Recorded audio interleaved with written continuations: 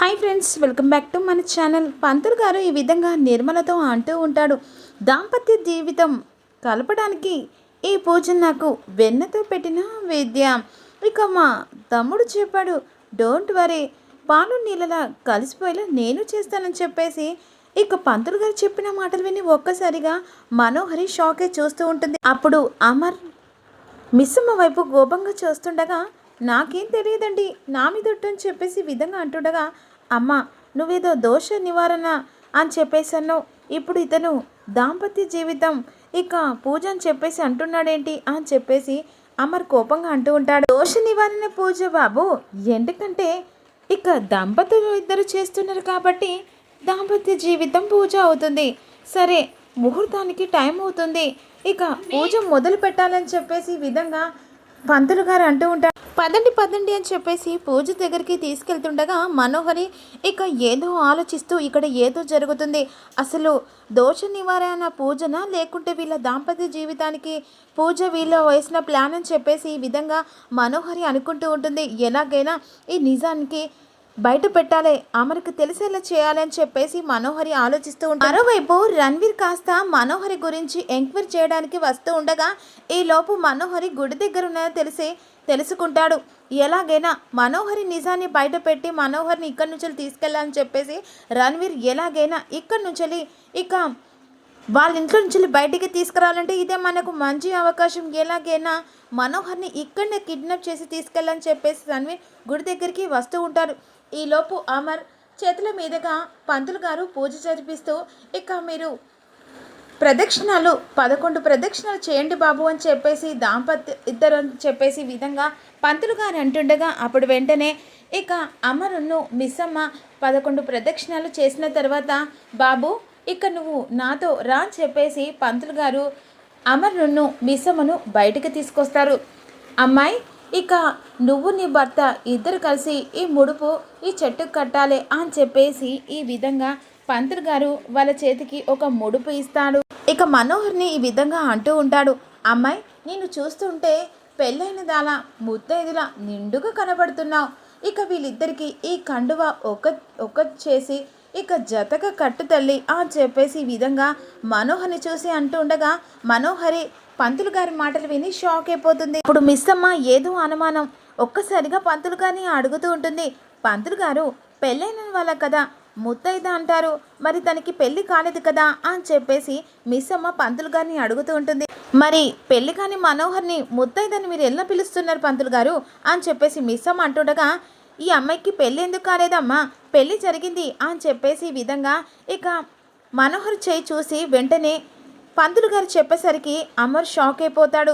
ఏంటి, నాకు పెళ్లి జరిగిందా? నాన్సెన్స్, లేదు నీకు పెళ్లి జరిగింది, నీ చేతి ఇక గీతలను అర్థమవుతుంది, నీకు పెళ్లి జరిగింది, నీ భర్త నీకు దూరం ఉన్నాడు, ఇది నా నాలిక చెప్పే అబద్ధం కాదు, ఎందుకంటే ప్రతి ఒక్క శాస్త్రం వెనకాల నిజం దాగుతుంది, నీ జీవితం వెనకాల నిజం అనేది దాచిపెట్టావు, అది గతం ముందుకొస్తుంది, ఇక అంతేకాదు వర్తమానం కూడా నీ కళ్ళ ముంగట కనబడుతూ కళ్ళల్లో మెదులుతుంది, త్వరలోన నువ్వు ఎవరికి చిక్కకపోతున్నావో వారికే చిక్కబోతున్నావు అని చెప్పేసి విధంగా పంతులు గారు మనోహరి జాతకం మొత్తం బయట పెట్టేసరికి అందరూ షాకే చూస్తూ ఉంటారు. ఇక రణ్వీర్తో పెళ్ళైనది ఒక్కసారిగా మనోహరి గతాన్ని గుర్తు చేసుకుంటుండగా అమర్ వెంటనే ఈ విధంగా అడుగుతూ ఉంటారు. మనోహరి, పంతులు గారు చెప్పేది నిజమా అని చెప్పేసి అడుగుతుండగా మనోహరి ఇక అమర్కి ఏం చెప్పాలో సమాధానం చెప్పలేక కంగారు పడిపోతూ ఉంటుంది. నీకు పెళ్లి జరిగిందా మనోహరి, నిజం చెప్పు అని చెప్పేసి అడుగుతుండగా రణ్వీర్ ఈలోపు గుడి దగ్గరికి వస్తాడు.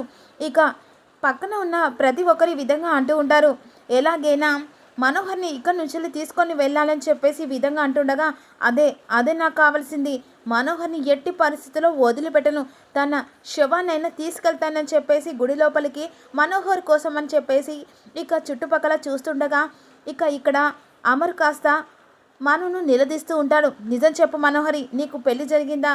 లేదు, అసలు ఈ పంతులు గారికి అసలు బుర్ర లేనట్టుంది, నాకు పెళ్లి జరగడం ఏంటి, అసలు నా పెళ్లి జరిగితే నీకు తెలియదు అమర్, ఎందుకంటే అరుంధతి నా ఫ్రెండు, ఇక మీరు పెళ్లి చూపులకు వచ్చినప్పుడు నా పెళ్లి జరిగిందా, ఇక అప్పటి నుంచి అరుంధతి చనిపోయిన బాధతో నేను పెళ్లి చేసుకోలేదు, బట్ నాకు పెళ్ళి ఎప్పుడు జరిగింది, అరుంధతి చనిపోయి నుంచని నేను మీ దగ్గరే ఉంటున్నా.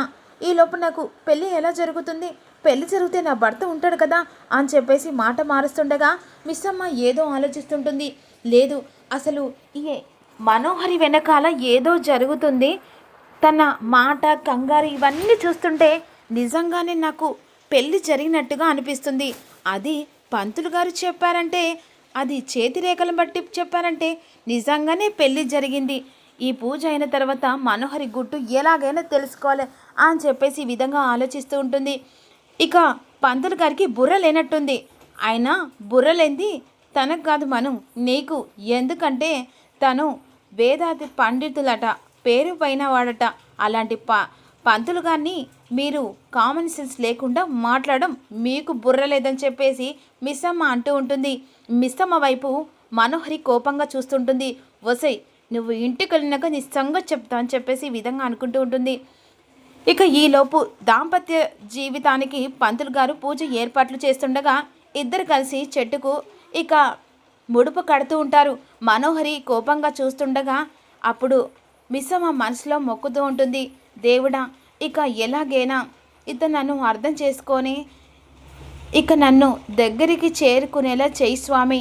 పిల్లల్ని, అంతేకాకుండా అక్క వెనుకాల జీవితాన్ని, కథని తెలుసుకునేలా ఇక నాకు దగ్గరైనా మా అక్క ఖచ్చితంగా తనని కలిసేలా దీవించు స్వామి అని చెప్పేసి ఇలా ముడుపు కడుతూ మొక్కుతూ ఉంటుంది. మరోవైపు అమర్ కాస్త మనసులో విధంగా అనుకుంటూ ఉంటాడు. ఇక నా భార్య అరుంధతి చనిపోయింది, తన ఆత్మ ఇక ప్రశాంతతగా ఉండాలని చెప్పేసి మనస్ఫూర్తిగా కోరుకుంటుందని చెప్పేసి విధంగా ముడుపు కట్టిన తర్వాత ఇక దంపతులు ఇద్దరు వచ్చి ఈ హోమం దగ్గర పూజ చేయాలని చెప్పేసి పంతులు గారు హోమం కాల్స్తుండగా దోష నివారణ అన్నారు కదా, మరి హోమం ఏంటి అంటే దాంపత్య జీవితాన్ని, అంటే అదే బాబు, మీకు దోష నివారణ ఉంది కాబట్టి మీ చేతుల మీదుగా ఈ యజ్ఞం పూజ జరిపిస్తున్నాం. అంటే ఈ యజ్ఞం ద్వారా మీకు దోష నివారణ కలిగి ఇద్దరు ఇక హ్యాపీగా పిల్ల పాపలతో చల్లగా ఉంటారని చెప్పేసి దీవిస్తుండగా మనోహరి షాక్ అయిపోతుంది. ఏంటి పంతులు గారు, ఏం దీవిస్తున్నారు?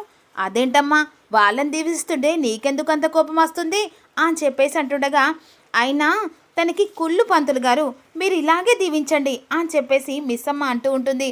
ఇక మిస్సమ్మ వైపు మనోహరి కోపంగా చూస్తుండగా రణ్వీర్ మిస్సమ్మ ఉన్ను ఇక అమర్ హోమం కాల్సిన దగ్గరికి వస్తూ ఉంటాడు.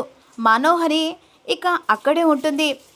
ఎలాగైనా మనోహర్ని పట్టుకోకుండా ఈ గుడి దాటి నేను వెళ్ళనని చెప్పేసి గుడి చుట్టూ తిరుగుతూ ఉంటాడు.